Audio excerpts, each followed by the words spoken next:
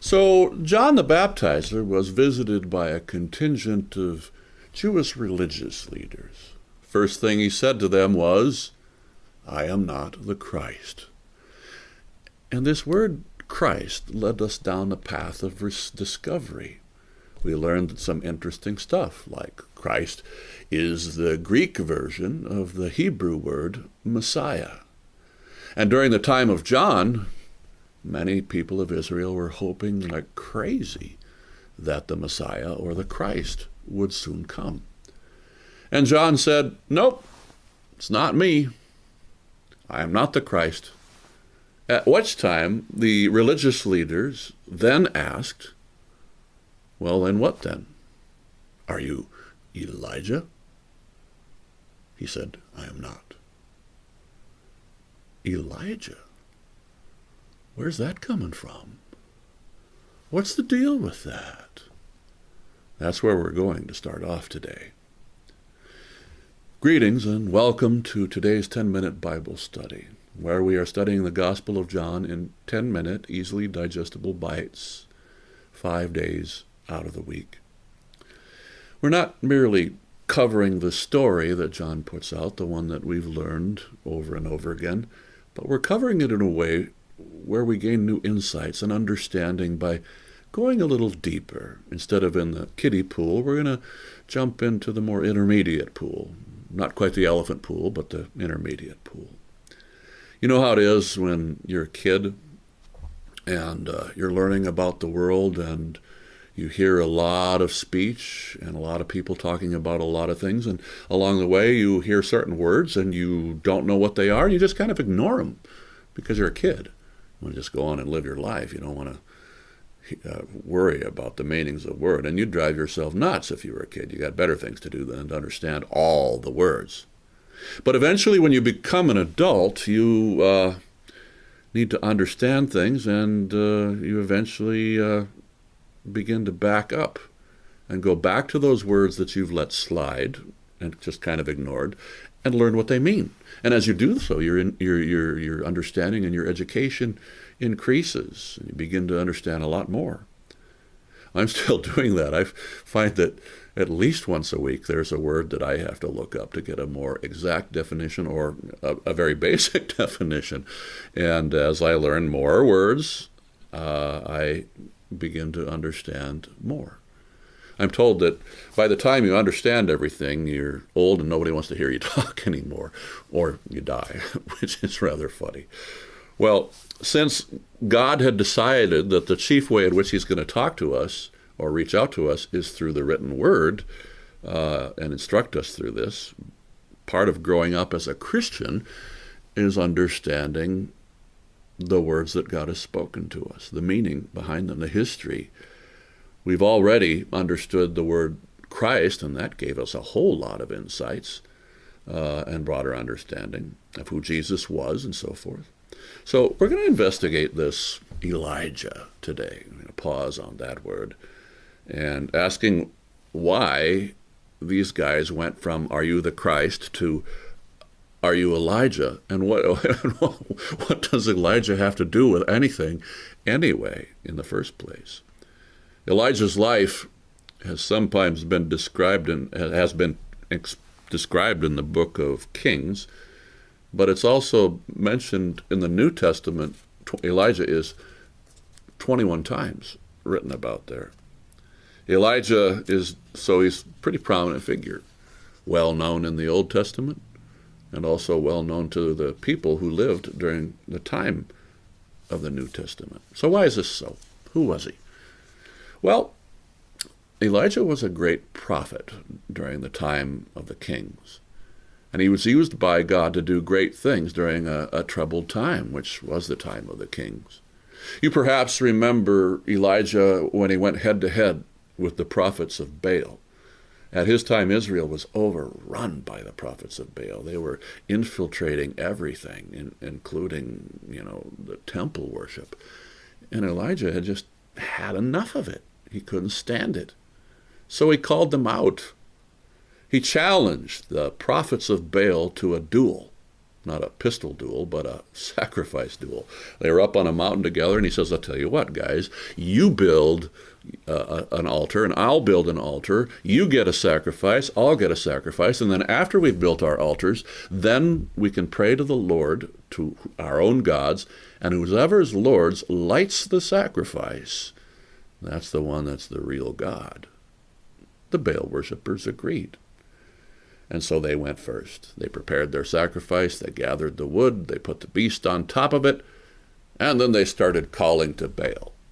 They called him all day long, and nothing happened. And all during this, Elijah's kind of poking fun at him, which was kind of hilarious in a way. But nothing happened. They called, and finally they got so desperate they got out their knives and they started slashing themselves so blood would flow. Certainly their blood would make Baal come and light their fire. And of course there is no Baal, so he didn't come, and he didn't light their fire. And so at the end of the day, there was nothing. Absolutely nothing. Then it was Elijah's turn. He went to repaired the altar of the Lord that was there up on that mountain. He got the firewood, put it on there, got a big sacrifice to put on top of it.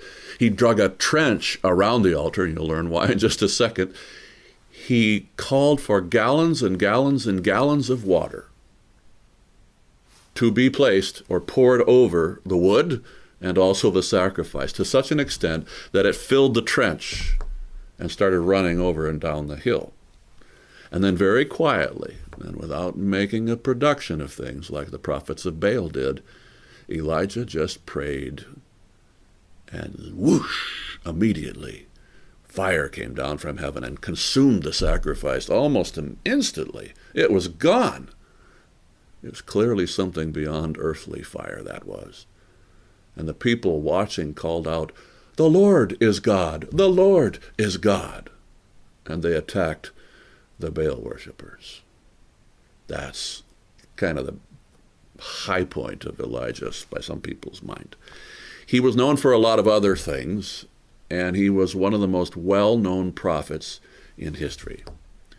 But most significant for our purposes, I think, is the fact that he didn't ever really die.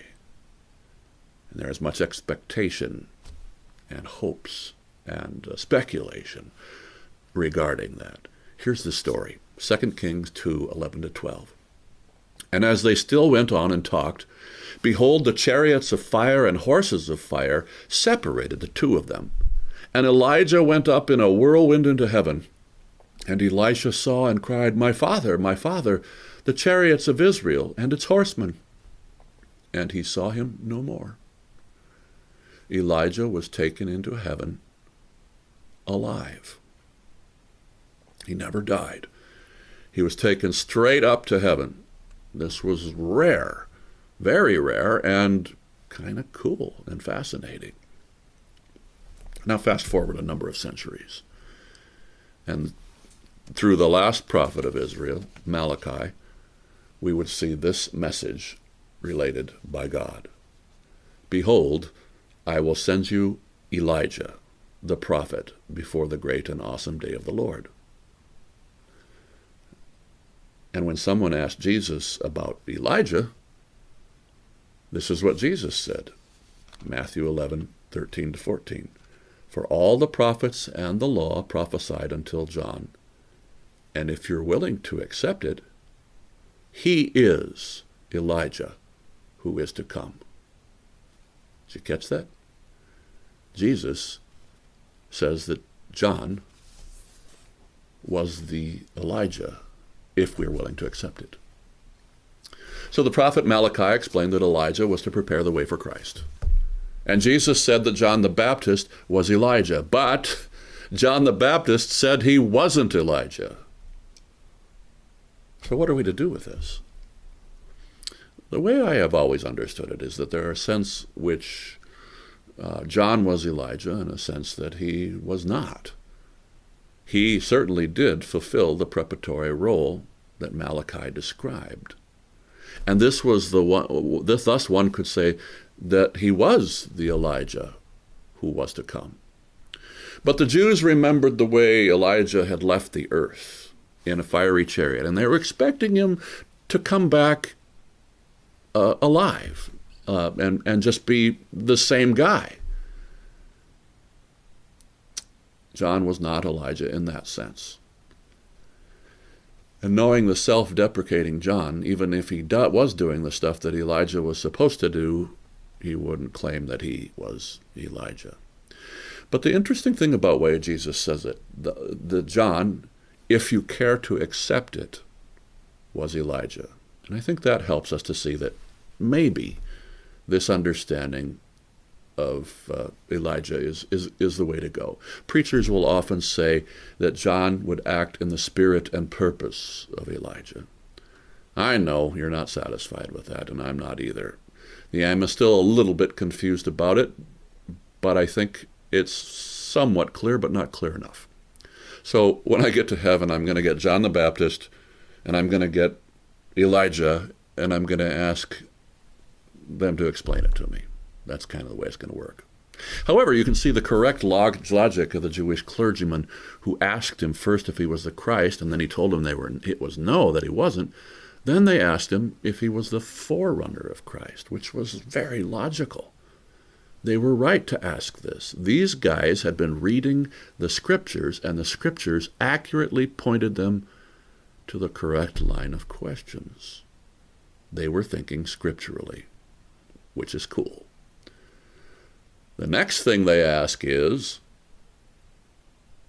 after John told them that he was not Elijah, is, well then, are you the prophet?